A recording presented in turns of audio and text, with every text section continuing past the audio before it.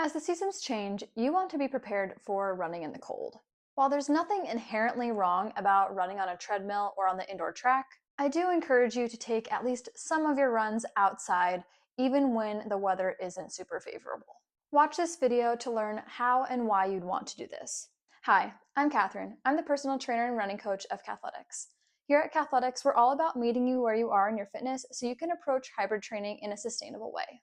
It likely won't be too long from now before temperatures start to drop and you start to revert to treadmill running. There's no doubt that a treadmill is an excellent tool. If you belong to a gym or maybe you even have one at home, this does make it more accessible and of course it's temperature controlled. But there is always a but. If you have a specific running goal for 2025, you will want to get outside at least for some of your runs. Here are 5 tips for outdoor running in the winter. Number 1, stay hydrated. It's really easy to feel like you're not needing to drink any more water or drink any electrolytes because you're probably not feeling that you're sweating, or maybe you're sweating a lot less, but you need to make sure that you are staying hydrated, drinking both before, during, and after your session. Number 2, take full advantage of having a lower heart rate. If you're familiar with this, you might find that in summer your heart rate is a little bit higher, the temperatures are a little bit warmer, and so they kind of coincide with that. So the opposite happens in the winter. So when the temperatures are lower, heart rate is just a little bit lower when we're doing activity like running outside. With that being said, when temperatures are higher in the summer, you likely find yourself kind of slowing down a little bit more. So in the winter, we feel like we can speed up a little bit as well.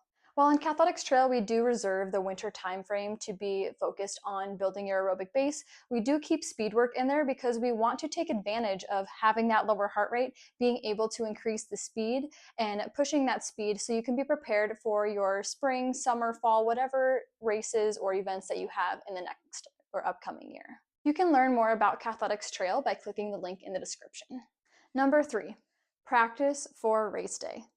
I don't know about you, but we can't change or predict what race day conditions are going to be like. And if you're in any place like Colorado where you can experience all 4 seasons within the same day, you really don't know what you're going to get. It could be snowing in the mountains on the same day that it's also 80 degrees. So it really just depends, and you want to be prepared for that. You want to make sure that you are building up that resilience so when it comes to race day, you can show up, feel prepared because you have practiced running in different types of conditions. So whether it is snowing, raining, super blistering hot, or frigid cold, you are prepared for that race day. Now, of course, before we take my advice too far on that, please be reasonable with what conditions you go out and train in, especially in the winter, as well as even in the hot summer days. But specifically for this video, what we're doing in the winter, we want to make sure that we're being safe and that we're prepared with several layers. My point is that if it's 35 and there's a slight breeze, all we need to do is add a few layers and we can get out there and get it done.